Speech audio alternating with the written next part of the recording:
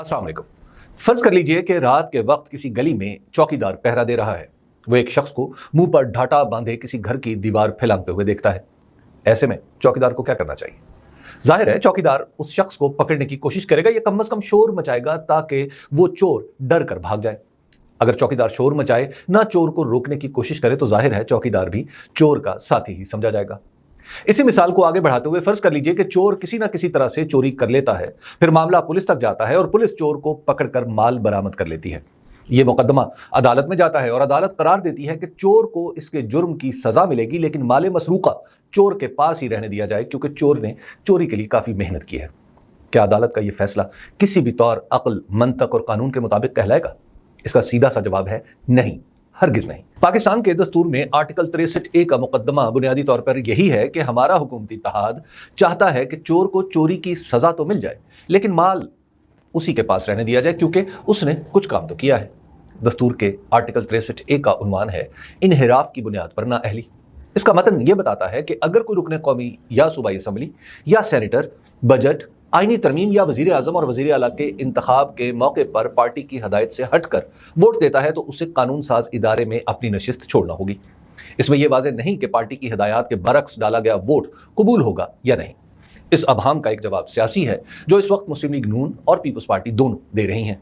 उनके ख्याल में आर्टिकल 63A का मतलब है कि कौमी असम्बली में 26वीं आईनी तरमीम के लिए तहरीक इंसाफ के अरकान असम्बली अपनी जमात की हदायत के खिलाफ वोट डालें तो कुछ नहीं होगा।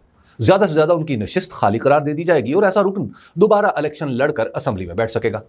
इस तावील की सबसे बड़ी सियासी कमजोरी यह है कि दस्तूर में 14वीं आईनी तरमीम के जरिए इस शिक को शामिल करने वाले खुद जनाब नवाज शरीफ थे। लिहाजा जब उनके मुतल्लिकीन और उनकी जमात आज फसाहत और बलागत के साथ असम्बली में अपनी पार्टी के खिलाफ वोट डालने के अमल को हलाल करार दे रहे हैं तो दरअसल अपने ही कायद को गलत साबित कर रहे हैं। यह तजाद इतना नुमाया है कि मुस्लिम लीग नून का बड़े से बड़ा लीडर भी अपने मौक़िफ़ पर किसी को कायल नहीं कर सकता। इसके अलावा 14वीं आईनी तरमीम करके जनाब नवाज शरीफ ने जिस अमल को हराम कतई करार दिया था, 18वीं तरमीम में पीपल्स पार्टी ने भी उसको ऐसे ही रखा था। इस तरह पीपल्स पार्टी भी इस तजाद में गिरफ्तार है जिसमें मुस्लिम लीग नून ने खुद को फंसा लिया है। इसका सीधा सा यह मतलब है कि ये दोनों जमातें तहरीक इंसाफ के अराकीन की फ्लोर क्रॉसिंग को वक्ती तौर पर इसलिए हलाल समझ रही हैं कि इसका फायदा उन्हें पहुंचता है। तारीखी तौर पर दस्तूर में इस शिक को इसलिए शामिल किया गया था कि 1990 की दिहाई में मुस्लिम लीग नून और पीपल्स पार्टी एक दूसरे के अराकीन की खरीदो फरोख्त इस कदर वसी पैमाने पर किया करती थी कि किसी हुकूमत का क़याम ही अमली तौर पर नामुमकिन हो चला था। 1997 में नवाज शरीफ ने अपनी 2/3 अक्सरियत के बल पर दस्तूर में तरमीम का जो मुसवदा कौमी असम्बली में पेश किया, उसमें तरमीम की वजह यही लिखी गई कि अराकीन असम्बली की इस तरह की हरकतों से अदम इस्तेहकाम पैदा हो रहा है और इस तरमीम के बाद एक मौसर हुकूमत का क़याम मुमकिन होगा। इस तरमीम के जरिए दस्तूर में यह लिख दिया गया कि कोई भी शख्स पार्लियामेंट में पार्टी बदलना तो दूर की बात, पार्लियामेंट से बाहर भी अगर डिसिप्लिन की खिलाफ वर्जी करे तो उसे सजा देने का फैसला पार्टी का सरबराह करेगा और यही फैसला हतमी होगा। कोई अदालत इसे बदल नहीं सकेगी। यानी स्पीकर असम्बली और इलेक्शन कमीशन महज डाकखाने का काम करेंगे। 2010 में जब दस्तूर में 18वीं तरमीम की गई तो भी इस आर्टिकल का उन्वान कायम रखा गया। यानी मकसद अब भी वही था कि अराकीन असम्बली अहम मामलात में किसी भी सूरत पार्टी पॉलिसी से बाहर ना जाने पाएं और नाअहली का खौफ उन्हें जकड़े रखे। अलबत्ता सजा को 3 मौक़ों पर वोट के इस्तेमाल से मशरूत किया गया। पहला, वजीर आजम या वजीर आला के इंतखाब या अदम एतमाद का मौका। दूसरा, बजट मंजूरी। और तीसरा, आईनी तरमीम। इन 3 मौक़ों के अलावा तमाम मुंतखब अरकान को वोट की आज़ादी दे दी गई। उसकी वजह यह है कि यही 3 मौके ऐसे होते हैं जब फतह व शिकस्त अफराद का नहीं पार्टी का मसला बन जाती है। अगर कोई भी रुकन ऐसे किसी मौके पर पार्टी पॉलिसी के खिलाफ वोट दे और फिर से इंतखाब लड़कर असम्बली में आ जाए तो ये आइन और इसके मकासद का मजाक उड़ाने के मुतरादिफ होगा। एक बार फिर वही सिलसिला शुरू हो जाएगा कि हर कुछ अरसे के बाद चंद लोग उठेंगे, हिज़्ब इख्तिलाफ से हाथ मिलाएंगे और हुकूमत को घर भेजकर दोबारा इलेक्शन लड़कर असम्बली में आ जाएंगे क्योंकि उनका वोट तो शुमार हो रहा होगा। दस्तूर में तरमीम के लिए भी लोग खरीदे जा सकेंगे और बजट पास करते हुए भी यही मुसीबत होगी। हुकूमतें एक मजाक बन जाएंगी। हम इस अजाब में गिरफ्तार हो जाएंगे जो 1990 की दिहाई में हम पर नाजिल हो रहा था। कानून के हवाले से ये उसूल भी याद रखने के काबिल है कि ये जब भी और जहां भी एक जुर्म की सज़ा तजवीज़ करता है वहां जुर्म को रोकने का तरीक़ाकार भी खुद ब खुद वजूद में आ जाता है।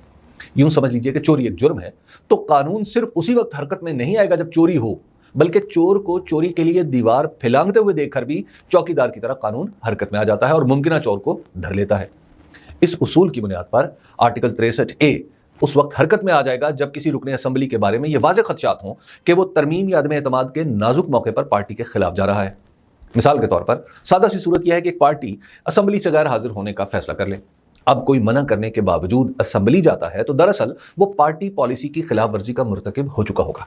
ऐसा शख्स जो आइन की सरी खिलाफ वर्जी का इरादा बांध कर चल पड़ा हो तो फिर यह मंतकी नतीजा है कि उसे आइन की खिलाफ वर्जी से रोका जाए और वो अपना वोट ना दे सके। दस्तूर की खिलाफ वर्जी के ठोस इम्कान पर कौमी असेंबली का स्पीकर पुलिस की तरह हरकत में आकर उसे वोट देने से रोक देगा। अगर मुतलका रुकन नहीं रुकेगा तो स्पीकर उसके वोट को शुमार ही नहीं करेगा। वो ये इंतजार नहीं करता रहेगा कि कोई रुकन पहले अपने वोट की छुरी से निजाम को ज़िबा कर डाले और कानून हरकत में आए। यानी स्पीकर ऐसे शख्स को निजाम से खेलने की सिरे से इजाजत ही नहीं देगा। सुप्रीम कोर्ट एक सदारती रेफरेंस के जरिए पूछे गए सवालात में यह वाज़ेह कर चुकी है कि आर्टिकल 63A के तहत अगर कोई मुंतखब रुकन अपनी पार्टी की हदायत के खिलाफ किसी भी ऐवान में वोट देता है तो उसका वोट शुमार नहीं होगा। सुप्रीम कोर्ट के 5 रुकनी बेंच ने यह फैसला मई 2022 में सुनाया था, जिसके बाद पंजाब असेंबली में तहरीक इंसाफ के वो अरकान जिन्होंने हमजा शहबाज को वज़ारत आला के लिए वोट दिए थे नाअहल हो गए और उनके वोट भी शुमार नहीं हुए। अब इसी फैसले को जनाब जस्टिस काजी फायद ईसा की सरबराही में एक बेंच में नजर सानी के लिए लगा दिया गया है। सुप्रीम कोर्ट में दरखास्त ले जाने वालों को उम्मीद यह है कि नजर सानी करते हुए चीफ जस्टिस जनाब जस्टिस काजी फायद ईसा की सरबराही में अदालत चोर के मफादात का तहफ़्फ़ुज़ करेगी, यानी उसे असेंबली की नशिस्त से फरागत की सजा तो देगी मगर चोरी का माल चोर के पास ही रहने देगी। कुछ वकील अदालत को यह समझाने की कोशिश करेंगे कि चोरी का माल वापस मालकान को देना दस्तूर के खिलाफ है। ऐन मुमकिन है यह तवील और बेमज़ा लतीफ़ा कमरा अदालत से बराह रास्त नशर भी किया जाए। मुफक्रीन की एक बड़ी तादाद के नज़दीक कानून दर हकीकत अखलाक के कम तरीन उसूलों का रियासती क़ुव्वत के जरिए निफाज है। इसलिए आर्टिकल 63A की तशरीह में भी हमें यही पैमाना जहन में रखना होगा। हमें सोचना होगा कि एक शख्स जो एक पार्टी के मंशूर पर जीते और असेंबली में पहुंचकर अपने ज़ाती मफाद में किसी दूसरी पार्टी और मंशूर की हमायत कर दे तो उसका यह अमल कम अज़ कम अखलाकी पैमाने पर दुरुस्त है या गलत। यकीन मानिए हमें आर्टिकल 63A के हवाले से भी इसी एक सवाल का जवाब देना है। कानूनी बहसें तो सदियों से चलती आई हैं, सदियों तक चलती रहेंगी। इमरान खान की मुखालफत में इस हद तक न गुजर जाएं कि उनकी पार्टी को तोड़ने की कोशिश में दस्तूर, कानून, अदालत और अखलाकियात ही मजाक बनकर रह जाए। शुक्रिया।